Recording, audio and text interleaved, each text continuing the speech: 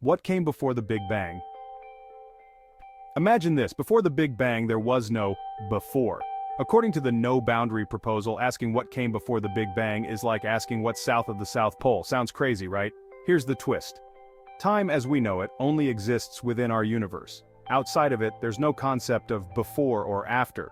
It's like trying to measure something with a ruler in a world where rulers don't exist.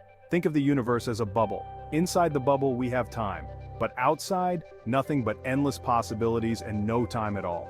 So next time someone asks you what happened before the Big Bang, you can confidently say, there was no before.